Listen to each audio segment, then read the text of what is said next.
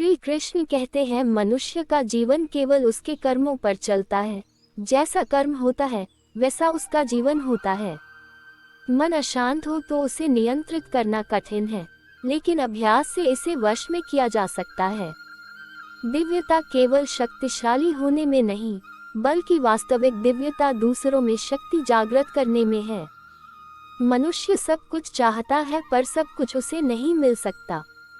आपको जो नहीं मिला उसके लिए पश्चाताप मत करो, और जो आपसे खो गया, जो आपसे अलग हो गया, उसके लिए निराश भी मत हो। अनिवार्य कार्य करो, क्योंकि वास्तव में कार्य करना निष्क्रियता से बेहतर है। सदैव संदेह करने वाले व्यक्ति के लिए प्रसन्नता ना इस लोक में है, ना ही कहीं और। फल की अभिलाषा छोड़कर कर्म करने वाला पुरुष ही अपने जीवन को सफल बनाता है। जो हुआ वह अच्छा हुआ, जो हो रहा है वह अच्छा हो रहा है, जो होगा वो भी अच्छा ही होगा।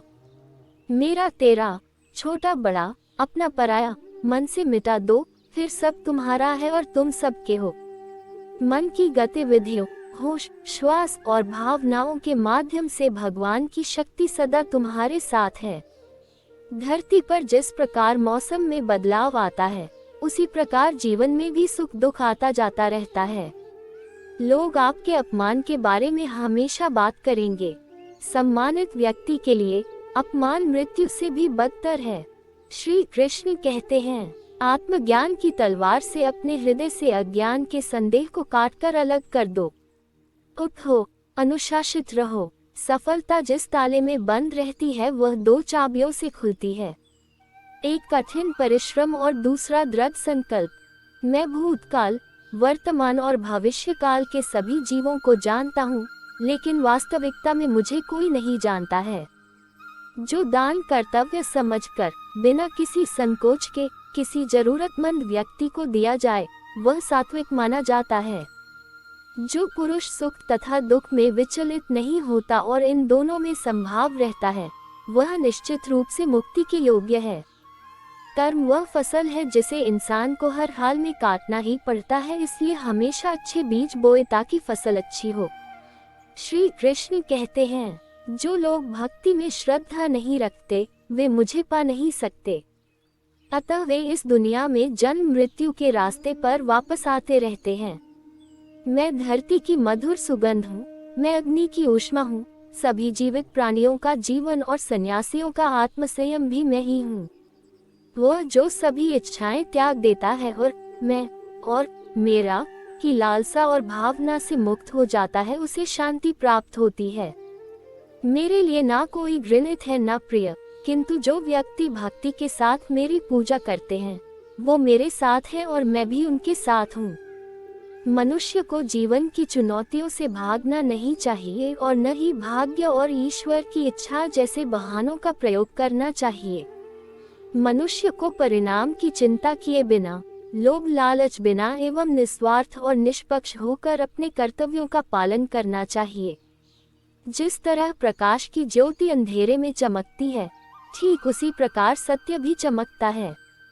इसलिए हमेशा सत्य की राह पर चलना चाहिए। जिस मनुष्य के अंदर ज्ञान की कमी और ईश्वर में श्रद्धा नहीं होती, वो मनुष्य जीवन में कभी भी आनंद और सफलता को प्राप्त नहीं कर पाता। जब जब इस धरती पर पाप, अहंकार और अधर्म बढ़ेगा, तो उसका विनाश कर धर्म की पुनः स्थापना करने हेतु मैं अवश्य अवतार लेता रहूंगा। वह व्यक्ति जो अपनी मृत्यु के समय मुझे याद करते हुए अपना शरीर त्यागता है, वह मेरे धाम को प्राप्त होता है और इसमें कोई संशय नहीं है। जन्म लेने वाले के लिए मृत्यु उतनी ही निश्चित है जितना कि मृत होने वाले के लिए जन्म लेना। इसलिए जो अपरिहार्य है उस पर शोक मत करो। वह जो वास्तविकता में मेरे उत्कृष्ट जन्म और गतिविधियों को समझता है, वह शरीर त्यागने के बाद पुनः जन्म नहीं लेता और मेरे धाम को प्राप्त होता है। जो होने वाला है वो होकर ही रहता है और जो नहीं होने वाला वह कभी नहीं होता। ऐसा निश्चय जिनकी बुद्धि में होता है, उन्हें चिंता कभी नहीं सताती है। अपने परम भक्तों, जो हमेशा मेरा स्मरण या एक चित मन से मेरा पूजन करते हैं, मैं व्यक्तिगत रूप से उनके कल्याण का उत्तरदायित्व लेता हूँ।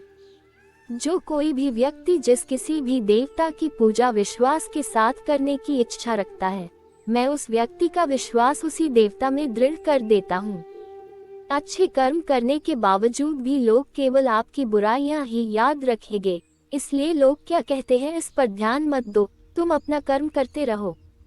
मानव कल्याण ही भगवत गीता का प्रमुख उद्देश्य है, इसलिए मनुष्य को अपने कर्तव्यों का पालन करते समय मानव कल्याण को प्राथमिकता देना चाहिए।